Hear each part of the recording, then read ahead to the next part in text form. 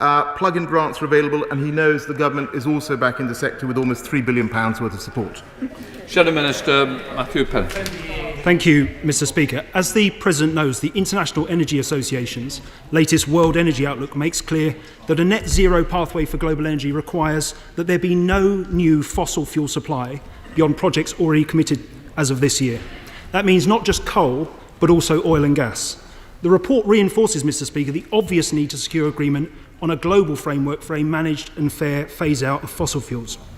Could the President tell the House, therefore, whether he accepts the IEA's conclusion, and if so, whether ending all new fossil fuel supply from next year will be incorporated into the objectives of the UK's presidency of COP26? Well, Mr. Speaker, I actually commissioned that report, and I'm very pleased that it is so substantive. Of course, he's right. What we need to make sure is to help all countries with a clean energy transition, and that is what we are doing through the work of the COP26 Energy Transition Council. Halton. One, sir.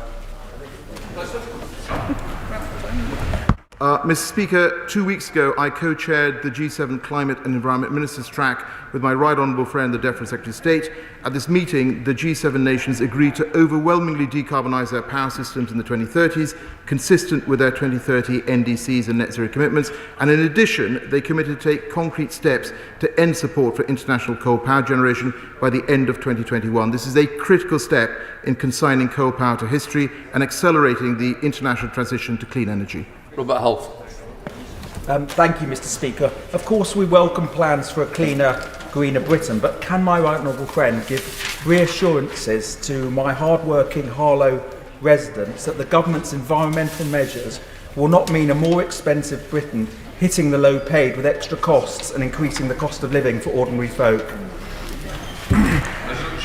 Mr. Speaker, the government is indeed committed to getting the transition to net zero right for all consumers. We're committed to driving savings and making our homes better insulated with more energy efficient measures.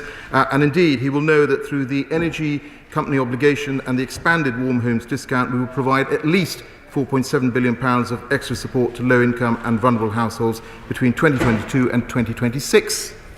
Shadow President Edmund. Thank you very much, Mr. Speaker. Mr. Speaker, for a successful COP26, we have a particular responsibility as hosts to build trust with developing countries. The government's decision to cut aid spending, the only G7 country to do so, is therefore an appalling one, not just because it's wrong in principle, but because it's staggeringly self-defeating. Now, he knows the decision makes a successful outcome at the COP harder, not easier.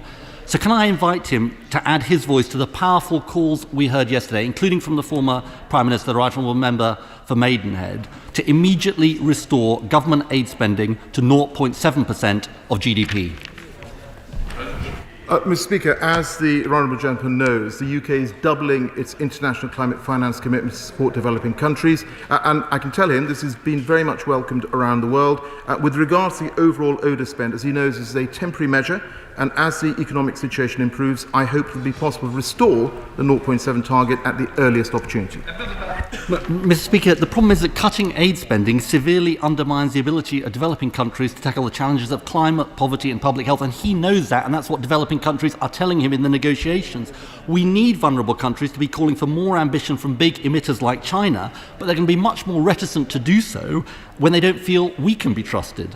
Now, totemic on the issue of trust is the promise made at Copenhagen for $100 billion of public and private finance for developing countries. More than a decade on, it still hasn't been delivered. It's our job as hosts to deliver on this promise. So can he therefore tell us, will the $100 billion finally be delivered this weekend at the G7 meeting?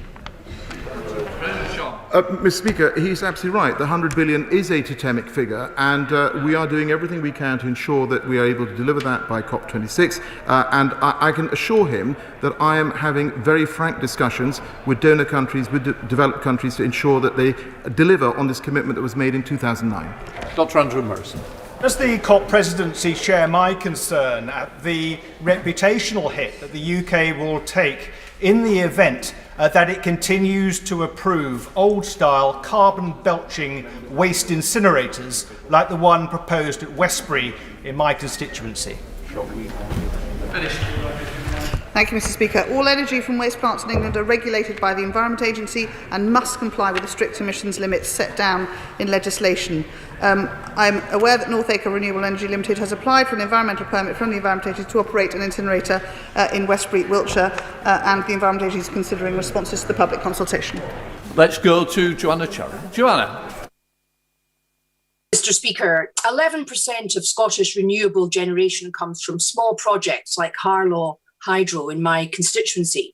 So ahead of COP26, will the government introduce a replacement for the feed-in tariff, which is better placed to encourage similar new projects than the Smart Export Guarantee Scheme? Thank you, Mr. Speaker. We will be launching a new contract for difference auction in at the end of this year, and the opportunity for a number of smaller sources of energy storage will be available. Michael Longy. Thank you, Mr. Speaker. Will the Minister detail what steps he has taken to engage with the G7 ahead of COP26? Mr. Speaker, can I commend my honourable friend for all the work he's doing in Dudley in terms of supporting the local economy and green jobs. And as I set out earlier, I co-chaired the G7 Climate and Environment Ministers meeting, which came forward with some ambitious commitments. The world's not currently on track to meet our Paris targets, are we? The current pledges only add up to less than 10% emissions, and we need 45% to meet the target. In the last parliamentary session, 109 MPs signed the Climate and Ecological Emergency Bill. When it is reintroduced, will the government give time to debate this bill, just so, as we did with the Climate Change Act 2008, we can lead the world on legislation, not just follow? President Sean. Well, Mr. Speaker, I would recommend that he talks to the Leader of the House on the matters of the timetabling for debates and other events in this House. What I would say to him is that we are working very hard and pressing all the big emitters to ensure they come forward with the ambition that is required to be able to halve emissions by 2030. Mr. Speaker, I'm currently doing a lot of work in my constituency with people on the climate agenda in preparation for the COP summit. And local school children and young people are particularly interested and have asked me, one child in particular has asked me to raise this question with the President. To beat climate change, we've got to look at it as a whole world. Surely this means giving more, not less, help to poorer countries to help them make the changes needed to save our planet. President Sheerman. Well, Mr. Speaker, the honourable gentleman raised the issue with me. I've set out the position when it comes to overseas aid. In terms of schools, we are engaging, and I hope I will shortly be able to send out a pack which will encourage young people around our schools to get even more involved in COP26. Right, we now go to questions to the Prime Minister. And I start with Gavin Newlands. Gavin. Number one, Mr. Speaker. Prime Minister. Mr. Speaker, I'm delighted that the UK is hosting the leaders of the world's greatest democracies at the G7 summit in Cornwall this week. This is the first meeting between G7 leaders since the start of the pandemic. Mr. Speaker, this week is Carers Week, and I'm sure the whole House will wish to join me in thanking care workers and everyone caring for family, friends and loved ones. Their selflessness and devotion to helping others is an inspiration to us all. Mr. Speaker, this morning I had meetings with ministerial colleagues and others. In addition to my duties in this House, I shall have further such meetings later today. Thank you very much, Mr. Speaker, and can I very much echo the comments of the Prime Minister on the work of unpaid carers. But after plenty of warm words for the victims of fire and rehire, including from the Prime Minister himself, the Government yesterday announced its legislative response to the ACAS report of doing absolutely nothing. Nothing for the hundreds of thousands already threatened, or as the ACAS report itself says, the many, many more that are anticipated to face fire and rehire when the furlough scheme ends. He should be thoroughly ashamed of himself, Mr. Speaker. It's increasingly clear this Government won't protect workers, so will it devolve employment law to Holyrood so the Scottish Government can? Actually, Mr. Speaker, this Government has been absolutely clear that it's unacceptable to use threats of firing and rehiring as a negotiating tactic. We welcome the ACAS report, which actually finds that hire and fire should only be used in limited circumstances, such as to prevent job losses, Mr. Speaker, when other options have been exhausted. We therefore asked ACAS to produce clearer guidance to help employers with other options. Bradley.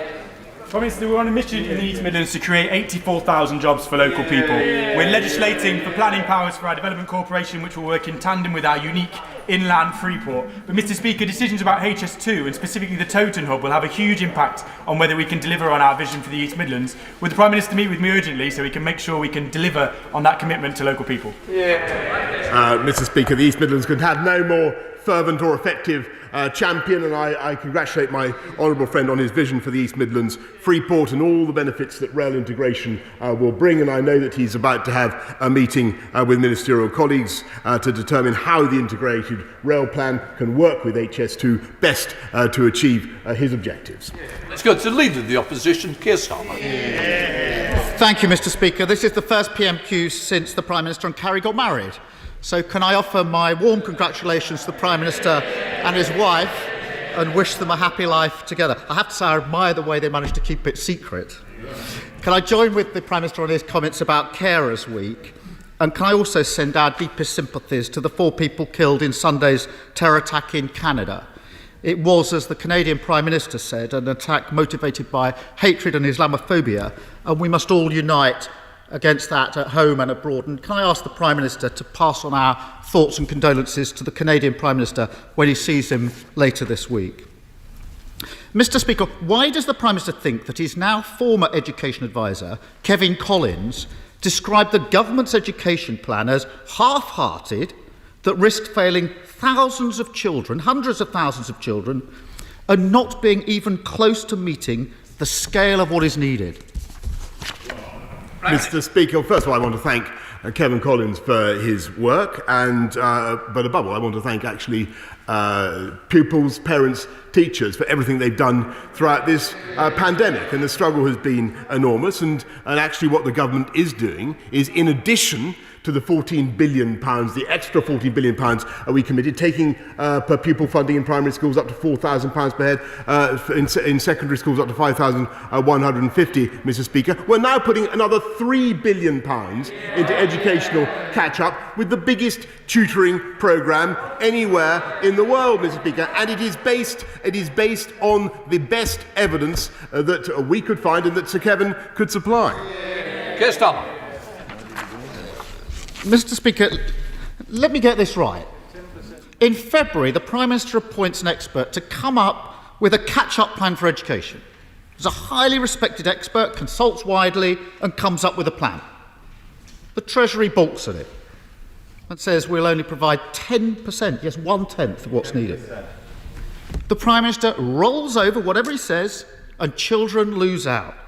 So much for levelling up. Let me help the Prime Minister with the numbers. The funding he announced last week is about £50 per child per year. And even if you add in previous announcements, in England it's only £310 per child over 4 years. Yet in the US there's a catch-up plan worth £1,600 per child. And in the Netherlands it's £2,500. So can the Prime Minister explain, when he was told by his expert that he appointed that only an ambitious, fully funded catch-up plan would do, only an ambitious, fully funded catch-up plan, why did he come up with something which, in the words of that same expert, is too small, too narrow and too slow? Mr Speaker, I think that the Right Honourable Gentleman needs to do the maths, because actually, and he needs to do some catch-up on his own mathematics, because in addition to the 14 billion I've already referred to, Mr Speaker, there was already another 1.5 billion of catch-up. This is a £3 billion catch-up plan just for starters, Mr Speaker, and it includes the biggest programme of tuition of 1-to-1, 1-to-2, 1-to-3 tutorials anywhere in the world. And we all know, Mr Speaker, that there are schools in this country, classrooms in this country, where children are getting private tutorials, private tuition, thanks to the hard work of their parents. He asks about levelling up. What we want to do is get on the side of all the kids who don't have access to that tutorial, Mr Speaker, to support them. That's what I mean by levelling up, Mr Speaker. Who does the Prime Minister think he's kidding? He asked Kevin Collins to tell him what was necessary to catch up. Kevin Collins told him, and he said no. Who does he think he's kidding? The Chancellor's decision, and I assume it was the Chancellor's decision, it always is, to hold back the investment that's needed is a completely false economy. The long-term costs are likely to be at least £100 billion, probably more, and who will be hardest hit, Prime Minister? Kids from disadvantaged backgrounds. Mr. Speaker, if the government doesn't change course, this will hold Britain back for a generation. And here's the difference between us and them. Because when Labour says education is our #1 priority, we mean it. That's why we published a bold £15 billion plan to catch up on education for every child. We're putting that to a vote this afternoon. If the Prime Minister is really serious about this, he'd back that motion. Will he do so? Mr. Speaker, I'll tell you the difference between us and the party opposite is that we put in the tough measures that are needed to give kids a better education across the country. When we rolled out the Academies programme, Mr. Speaker, which have driven up standards across the country, who opposed it? They did. When we put in tough measures to ensure discipline in schools, Mr. Speaker, they opposed it. At the last election, Mr. Speaker, they even campaigned to get rid of Ofsted, which is so vital. But they did. He stood on a manifesto to get rid of Ofsted. Will he now say that he not only supports our tuition programme, but he supports our radical programme to support teachers with better training? £400 million we're now putting in, not only a starting salary for teachers of £30,000, which we've introduced, but another £400 million to support better training for teachers. That's what we're backing in our party. They are serious, costed reforms and are based on evidence, unlike anything he's producing. Just a moment, and we'll have a little less shouting from the side. Just to remind the Prime Minister, his Prime Minister's questions, it isn't about the agenda of last general election. Keir Starmer. The Prime Minister, Ofsted, was not the question. I'm not interested in what they put on the agenda. I'm more interested in you answering the question. Keir Starmer. Mr. Speaker, let me take this very slowly for the Prime Minister. The Collins review commissioned by the government was very clear. If the Collins proposed action is not taken, the attainment gap will rise between 10 and 24%. That was on a slide shown to the Prime Minister last week. And he talks about the various measures, so let's look at this more closely. Which part of our plan does he oppose? The plan that's being voted on this afternoon. Is it breakfast clubs for every child? Does he oppose that? Is it quality mental health support in every school? Does he oppose that? Is it more tutoring for every child that needs it? Does he oppose that? Or additional investment for children who've suffered the most? Which part of our plan does the Prime Minister object to? And if he doesn't object to it and agrees with it, why doesn't he vote for it? Mr. Speaker, I think with great respect, Mr. Speaker, I do think I'm entitled to draw attention to what the Labour Party stood on at the last election, and that was, and they haven't yet repudiated it, they did want to get rid of Ofsted, Mr. Speaker.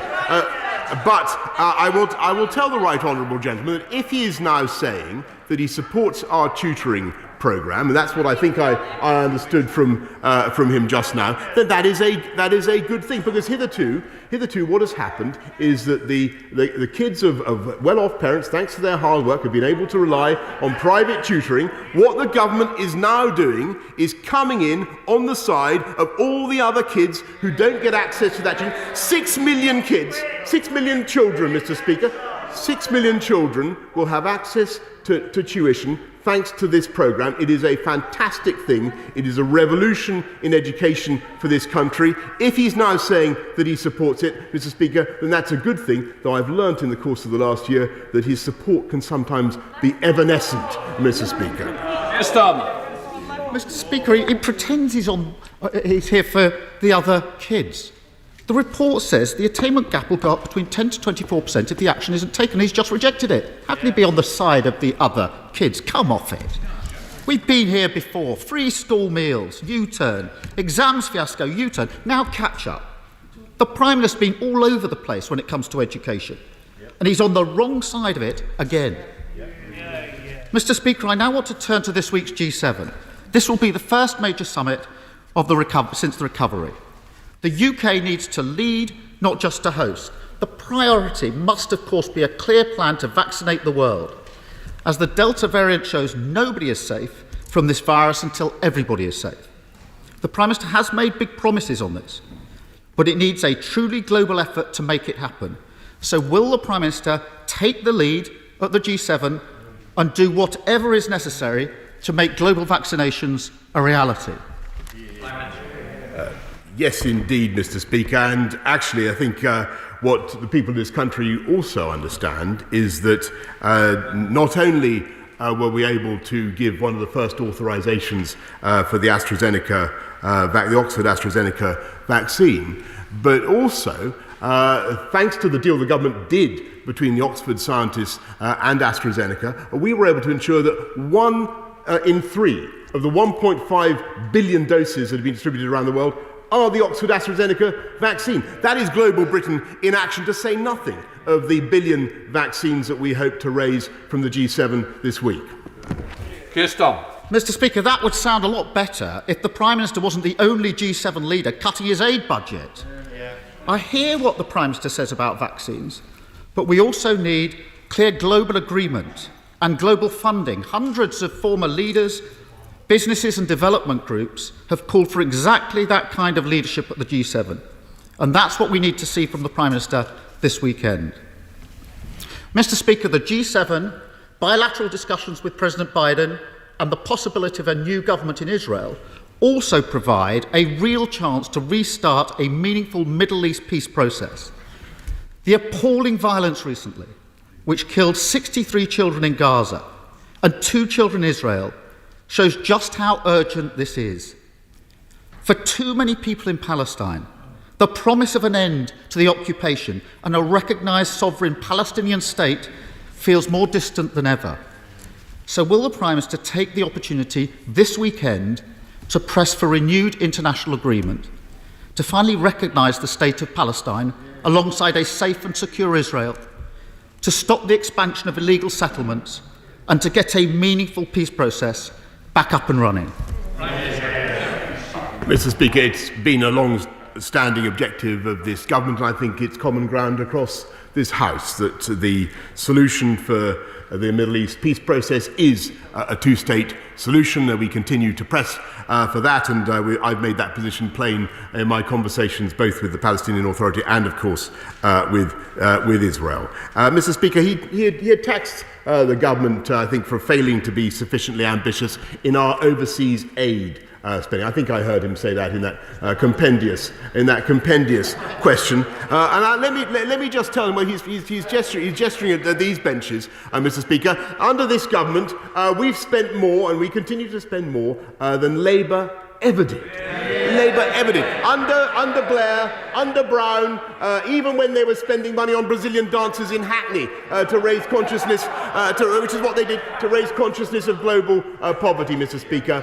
We are spending £10 billion a year at a time of acute financial difficulty for this country, and I think the British people know that is the right priority for this country. And I think, if Labour members want to vote on that matter, Mr. Speaker, and may I just remind them that the people of this country had an opportunity to vote on the way the government is handling it last month, and the balance that we were striking, and I think that they adjudicated firmly in the favour of the government, Mr. Speaker.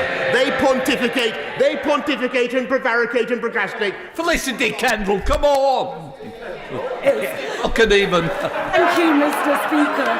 You've made me slightly older, yes. I am very proud of my government's record on the environment and the fact that we have cut emissions at the fastest rate of any G7 country. I welcome the fact that Lancaster West Estate in my constituency has benefited from a green grant of almost £20 million to decarbonise. Does my right honourable friend agree with me that we need to build back better in a green way and in a way that levels up all parts of the United Kingdom? Yes, I do, and I thank you, Mr. Speaker. My honourable friend's absolutely right. That's why we committed a total £3.8 billion to fund energy improvement in the performance, particularly of social rented homes. Leader of the SNP, Ian Blackford.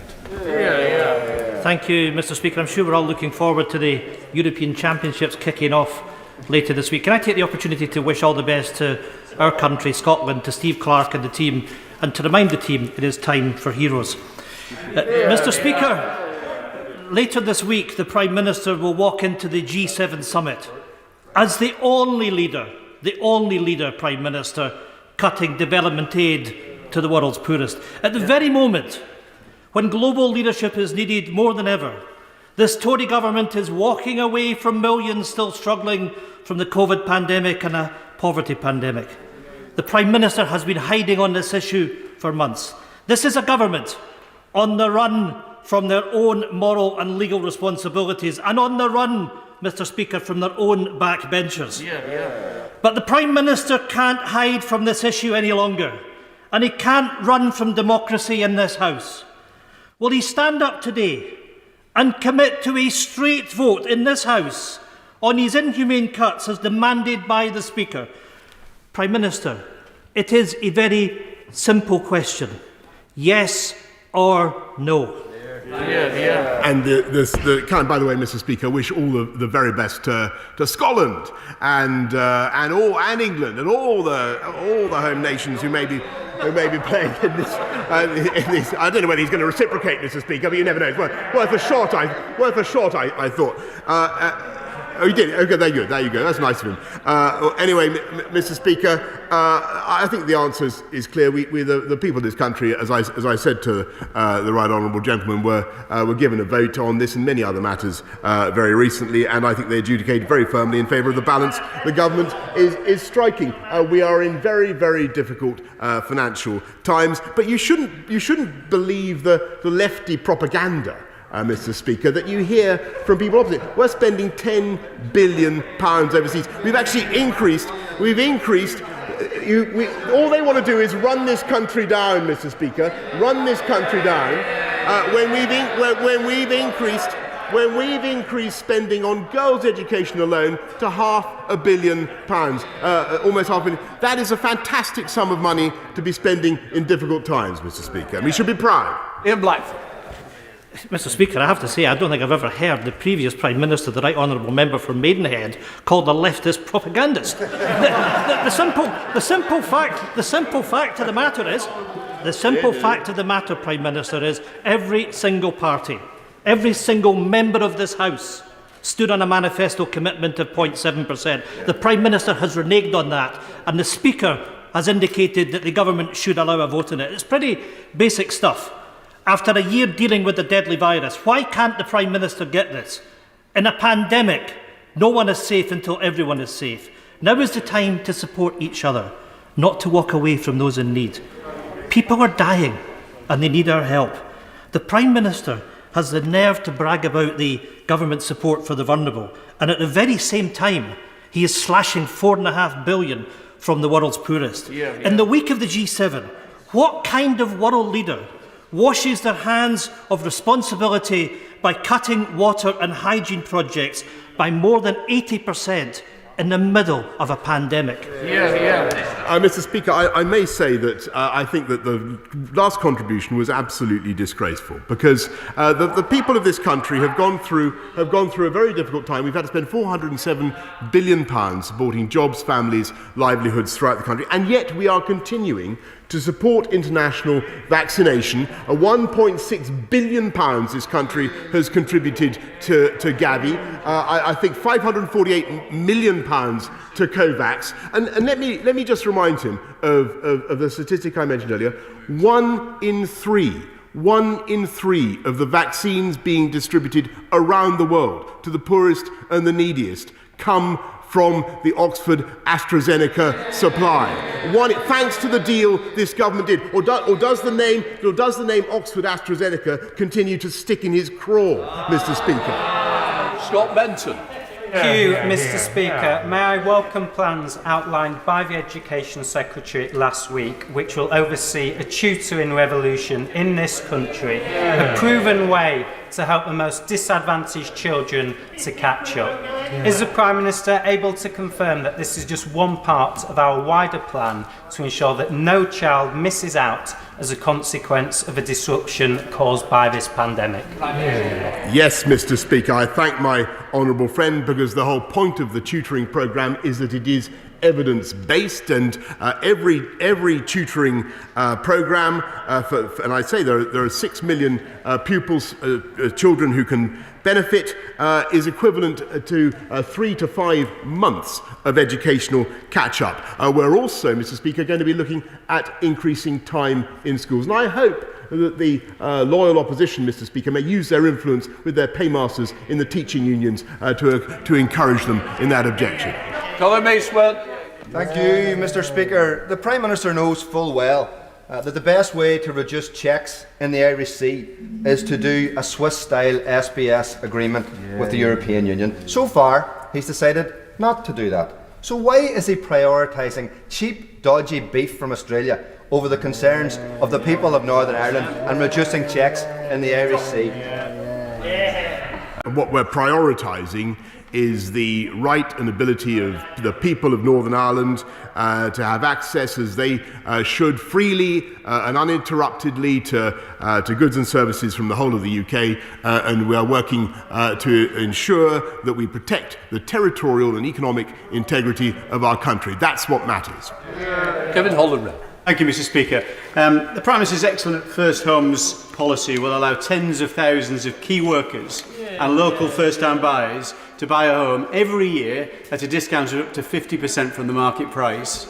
Would he consider turbocharging this policy by establishing a National Land Commission to assemble public sector land to facilitate the development of potentially hundreds of thousands of more half-price homes, so more people can see the benefits of home ownership? I thank my honourable friend. Last year we delivered the highest, in spite of the difficulties we face, the highest number of new homes for over 30 years, but his point is an extremely good one, as all honourable members know. We must find better, faster ways of releasing publicly owned land, brownfield sites for development, and that is exactly why we're looking at the suggestion he makes. Boris Johnson.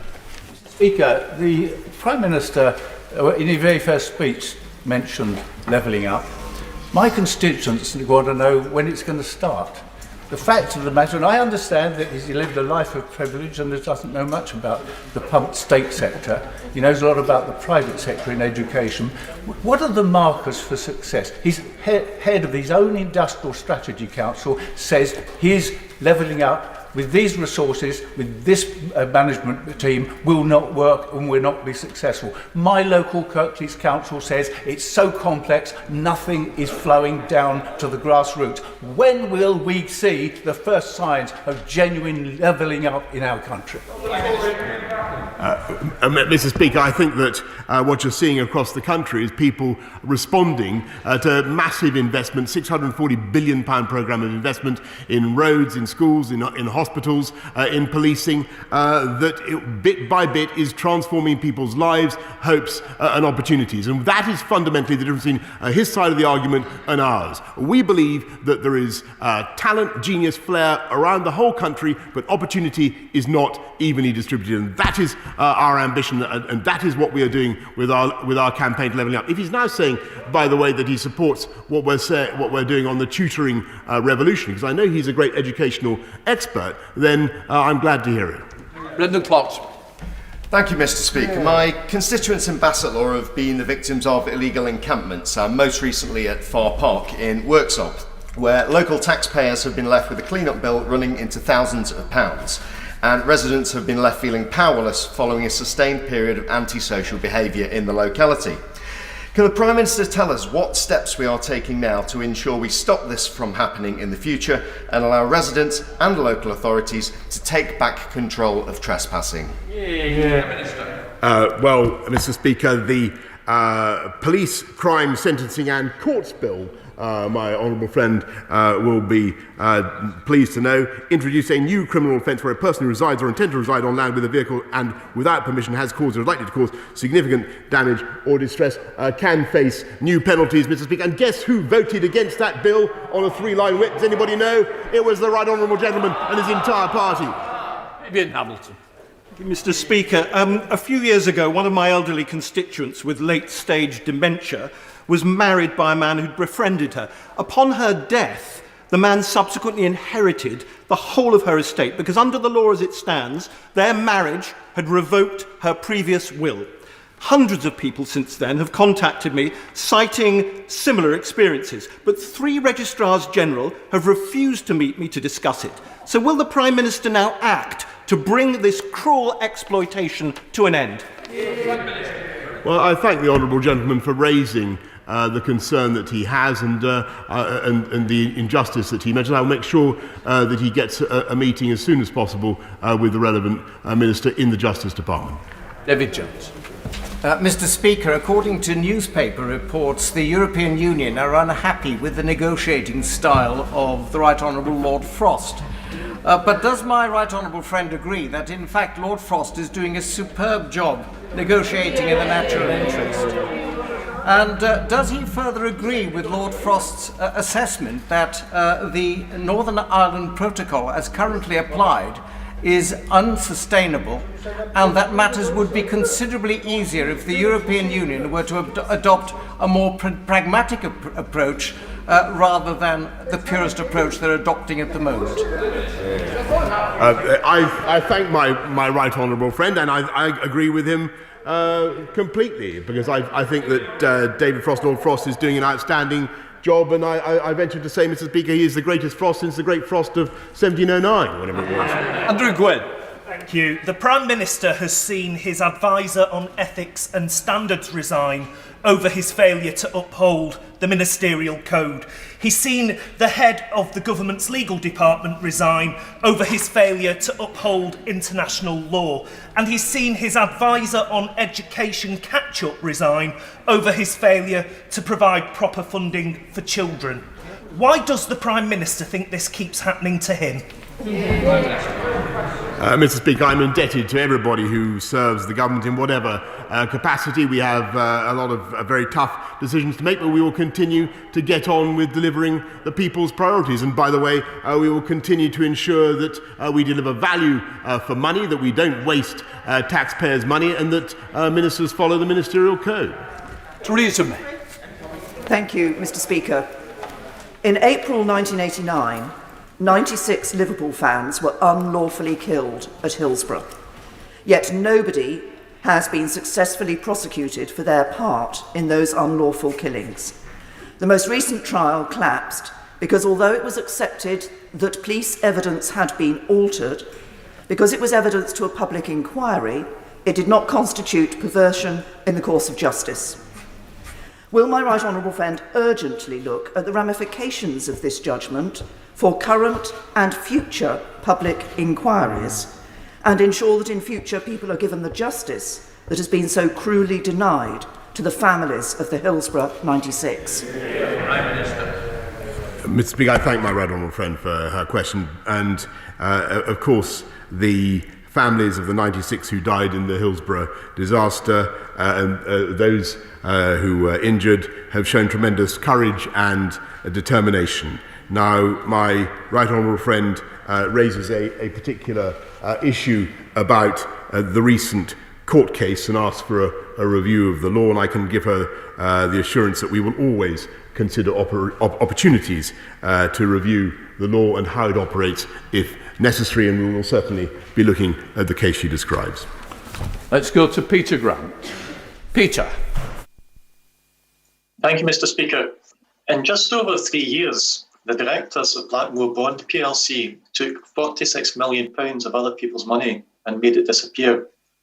Around 2,800 small investors who the directors promised that money would be secure now face losing everything.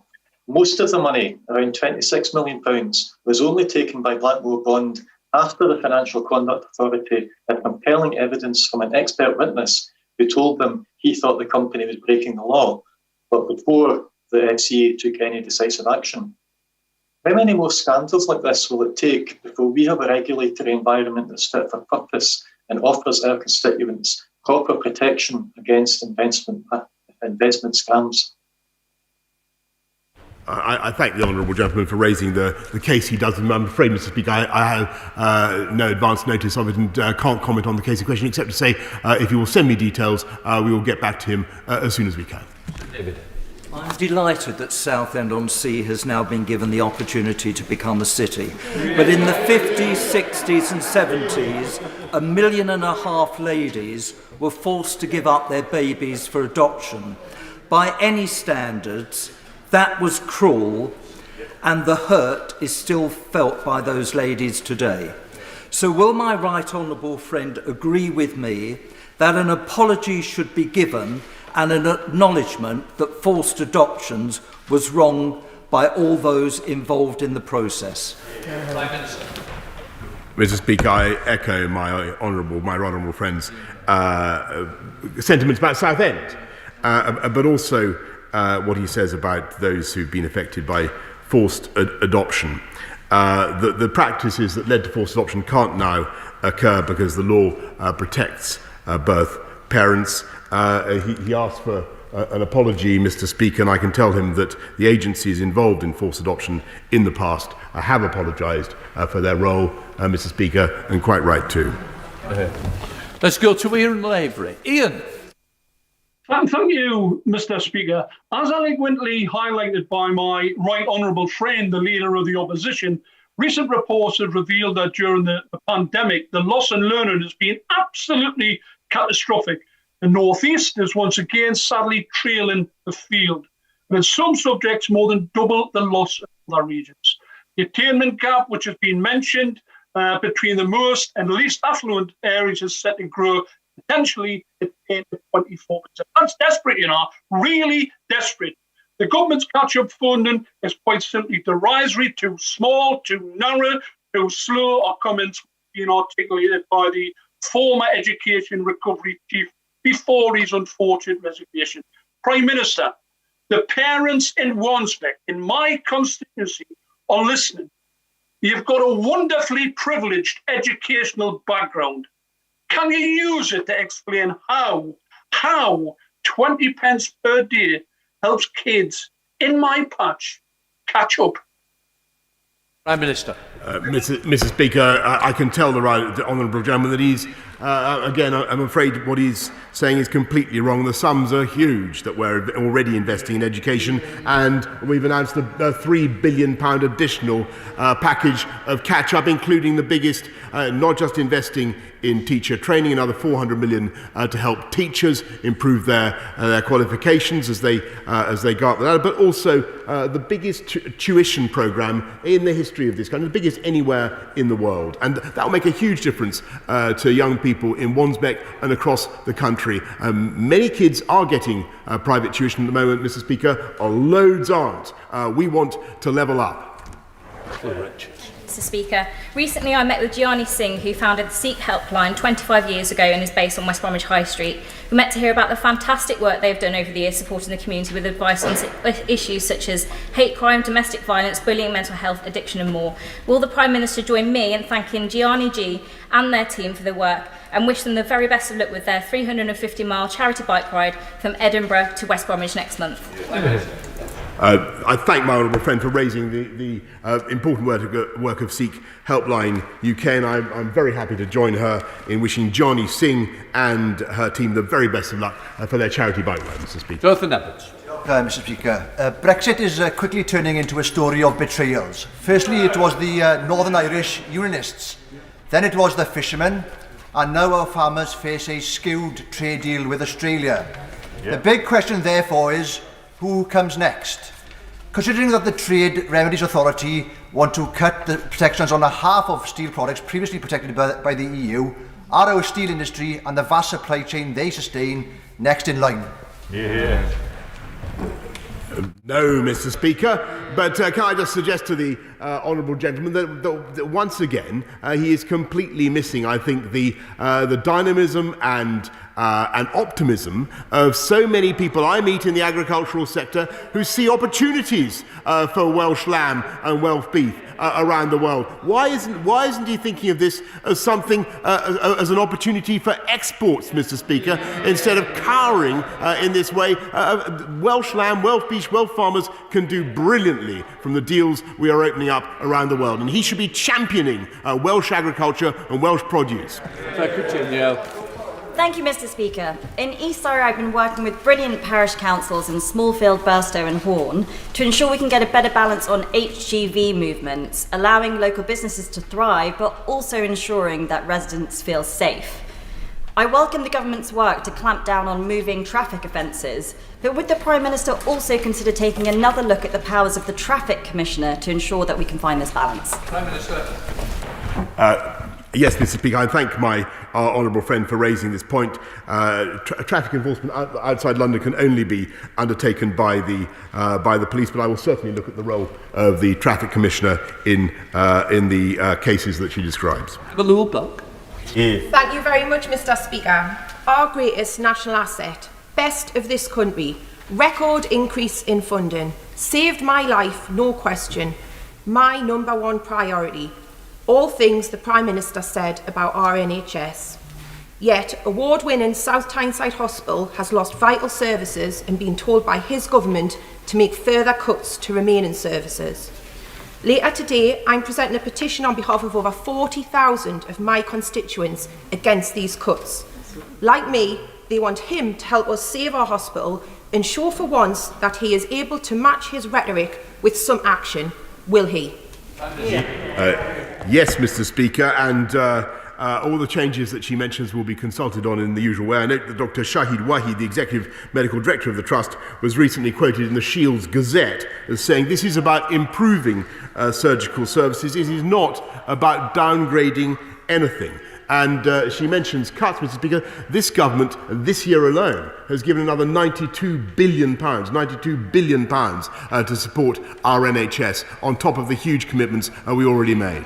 Final question, Jacob Young.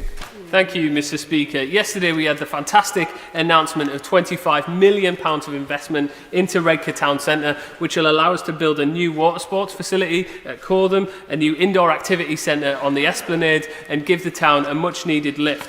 I'm working with the council on other bids for Eston and TS6 area, but in the meantime, can I invite the Prime Minister to come to the mighty Redcar and see our plans for levelling up our area, and I'll even treat him to a lemon top.